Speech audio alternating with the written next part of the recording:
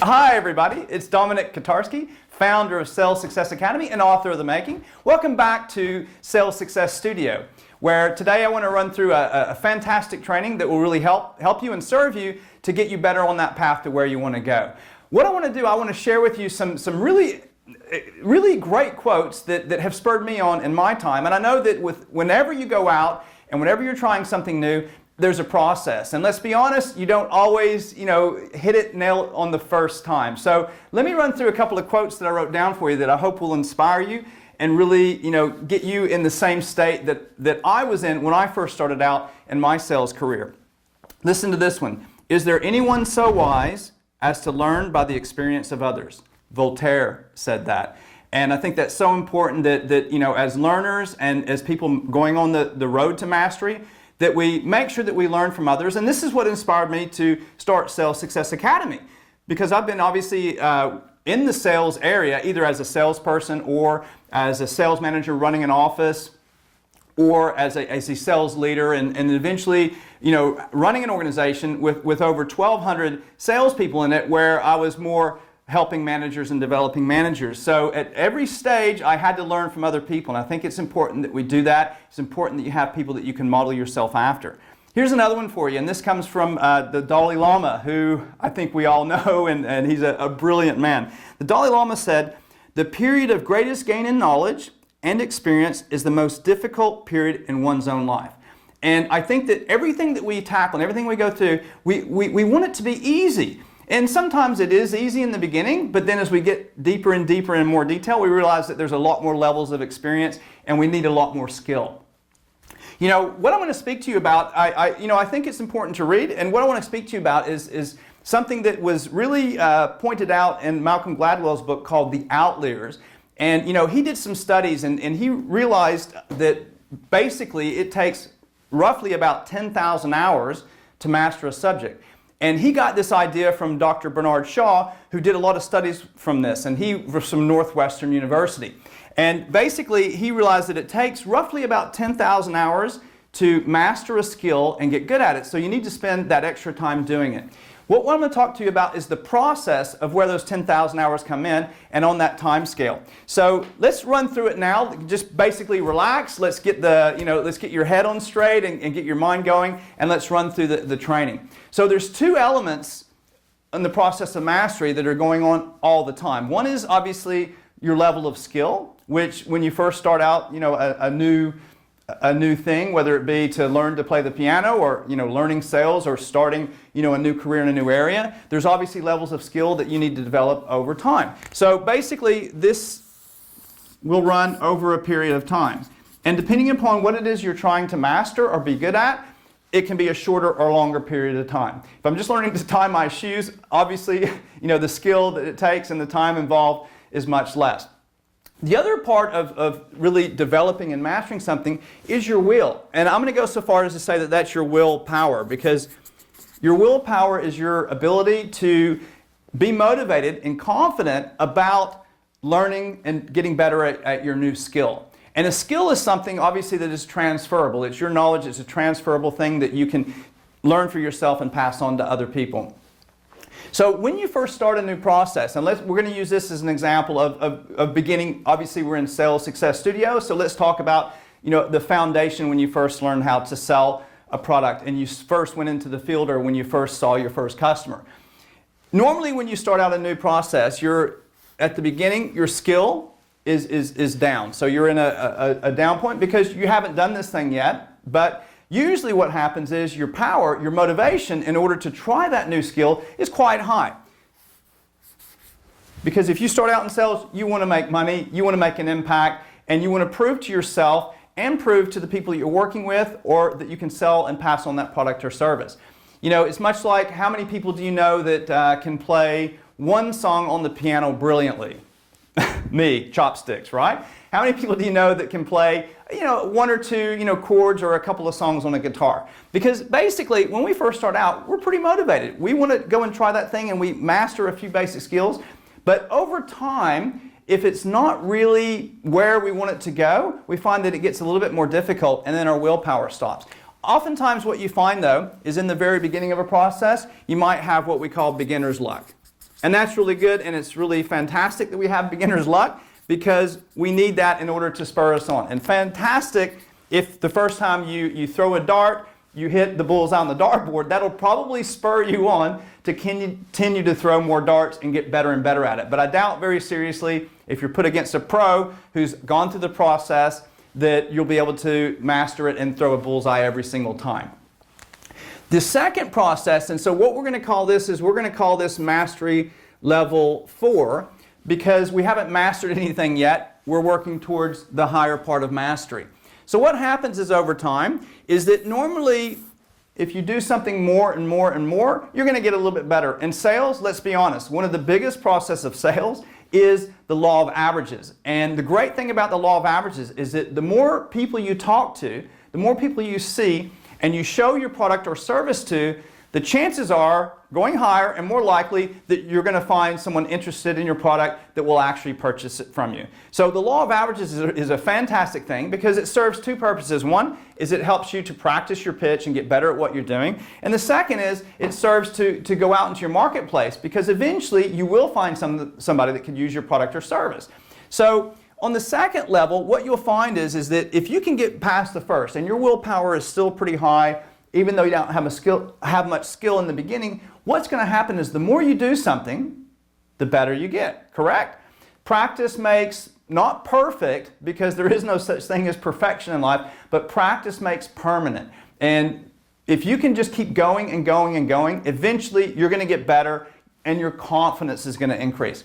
So let's say if we continue on and we get to the next level over time, taking sales as an example, I would say that you really got to dedicate yourself for the first 3 months, so over this period of time, in order to really master something. So that's 3 months of getting up in the morning, getting motivated, really going out there and really trying hard and putting your best effort in, and also learning from each conversation that you have, learning from each setback that you might have, and also learning more about your product and learning more about your customer and why they buy your product. Normally what happens over time, obviously, you're going to get better. So if we look at this, moving up this way as your skill level, if we imagine, going to clock, and our goal is to get it at 12 o'clock, where you're an expert, your skill level is increasing, but all too often what happens when you're starting something new, and this happens a lot, is that, have you ever noticed that you just dump your attitude?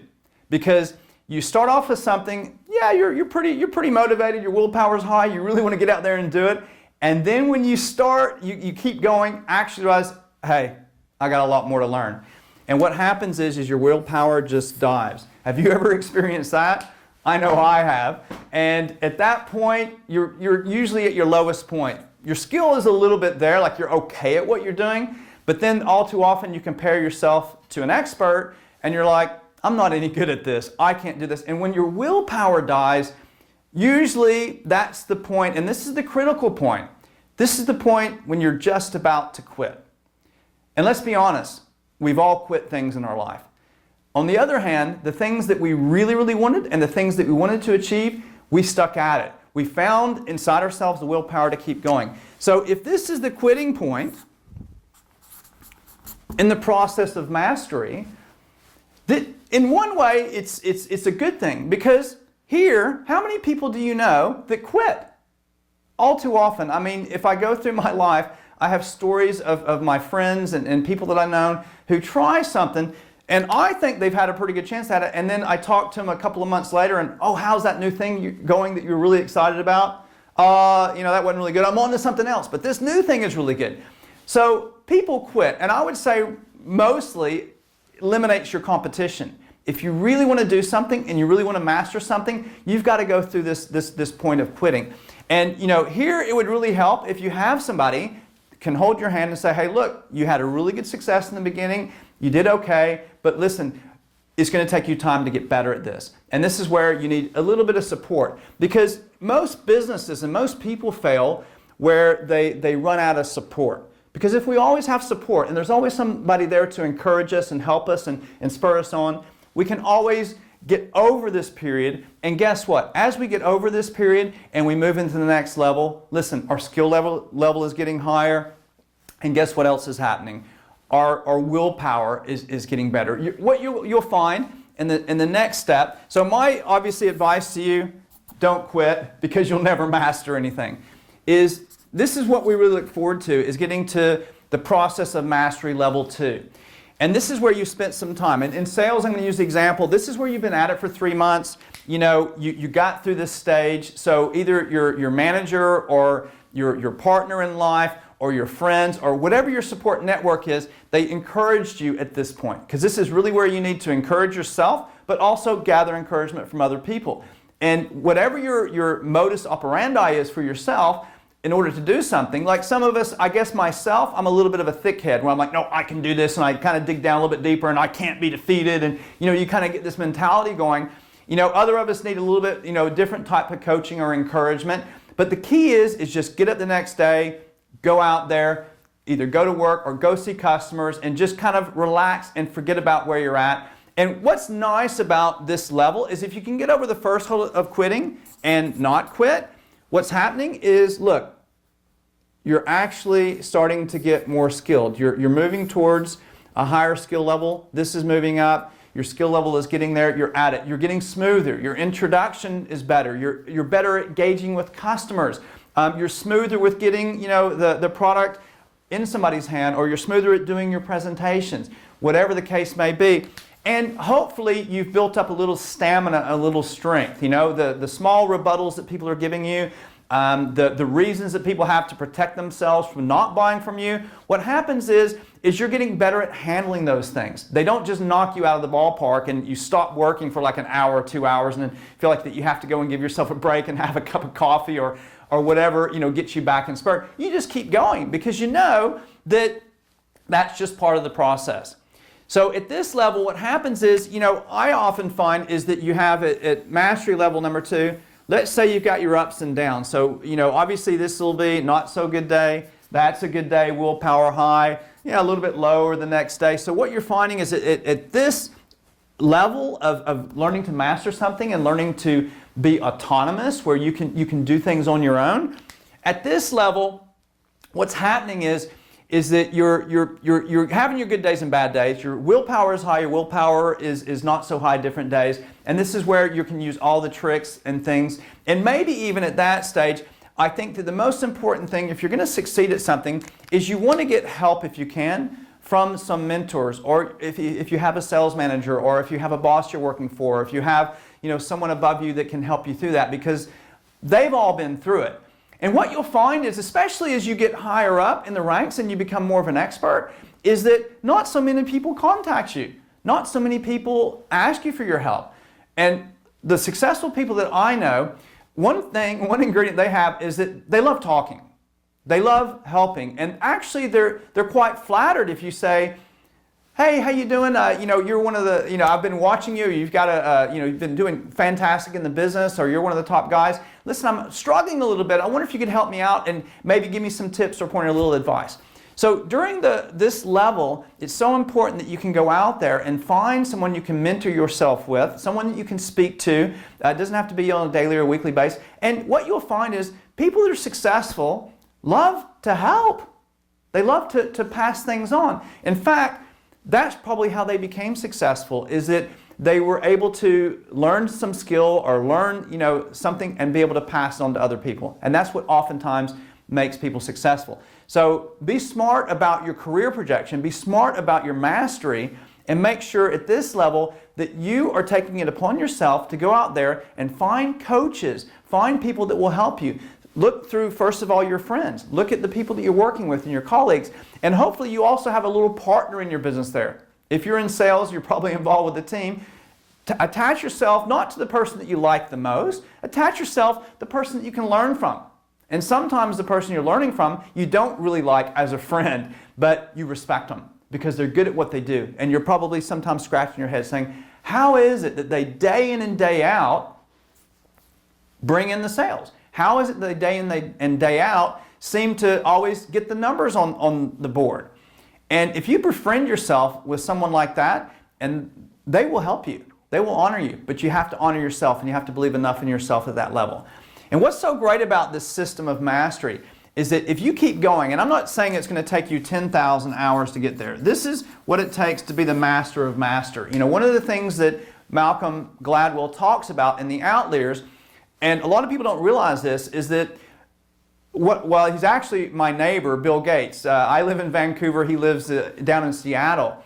What a lot of people don't realize is that, you know, Bill Gates, by the time he was 18 years old, had already 10,000 hours of doing programming. And, you know, the way he got that 10,000 hours is, you know, his mother just happened to have access to a computer. And that computer was at the university where she taught, which the university wasn't that far from where Bill lived. So because he had an interest in it, he was able to go and practice programming hours on that computer. But he put so much practice in, and he obviously probably wasn't doing sport. He was doing programming while his friends were doing sport. But he loved it, and he wanted to get better at it. So by the time he was 18, he already had his 10,000 hours of programming in. So I think that it's important that you realize that you're on your own journey, and that, you know, also that you're not just doing those hours and not paying attention. You have to be in a situation where you're in a state where you're paying attention in order to get those hours in, and you're focused on each aspect of what you're doing in the sense of in your conversations or growing. So in the last step, basically, as you're going towards mastery, and I would say in sales, you can become pretty top if you focus for a minimum of 1 year in the field. So I would say, in our example here of mastering sales, you're not going to be the best in the world, but you're going to be pretty good. Where you get excited when you get up in the morning. You get excited about the new prospects that were there. Your willpower is high because you know you can go out there and get a result. The other thing that happens is your skill now is at a top level. And now you can call yourself, you know, a master of that. When you know how to serve your customers, you know how to find your customers, and when you do, you get really excited because you know you can go out there and you can close that sale, or you can create that relationship in order to make, you know, more business from your customer. And at this level, you know, this is a great level to be in, but what you'll find is that if you stay there forever doing the same thing, eventually what's going to happen is you're going to lose a little of your willpower and your motivation. So what do you think needs to happen? Obviously, at this level, you know, you got to spur yourself on and not quit. At this level, you are going to seek out coaching, and you're going to seek out help because you want to help people to get you master your skill better and get better. What do you think needs to happen here? At this stage, you need a new challenge. And I'm going to write that big because challenge is what gets us motivated and spurs us on. And you need to be in a situation where if you're in sales, you need to be asking for that next challenge. Maybe you've got the skill where you could be training other people. Maybe you need to go on to selling bigger and better things. Maybe you need to go on into account management where you're getting bigger orders for your company. But a new challenge, you need, if it's not available for you and you're not being approached, you need to go after that new challenge. That's part of the challenge, isn't it? Is to believe in yourself enough that you're going to ask for more and you're going to go out there and get more. And I encourage everybody to walk through this system and understand it's all a process of mastery. It's the same as Sales Success Academy, where we're working through lots of concepts and lots of principles, and some will serve you, you know, from the very beginning of what you're doing, and others as you pass on through the program. But master it you will. The key is don't quit and then go for those next challenges. So I challenge you to continue on with your career and to continue on moving to the next level. Because what happens is when you take on that new challenge and that new thing, what's going to happen? You go back to the very beginning of this. So this is a great tool for you to use to try to figure out exactly where you're at right now. So then you can figure out exactly what kind of coaching you need or what kind of resources you need to get to the next level. I thank you for listening. I hope this has served you. We're going to obviously move on to many more trainings and many aspects of the Sales Success Academy. So I'll see you on the next training. Before then, make sure you're strong, you're bold, and you do it for yourself. Have a lot of courage, and I'll see you soon.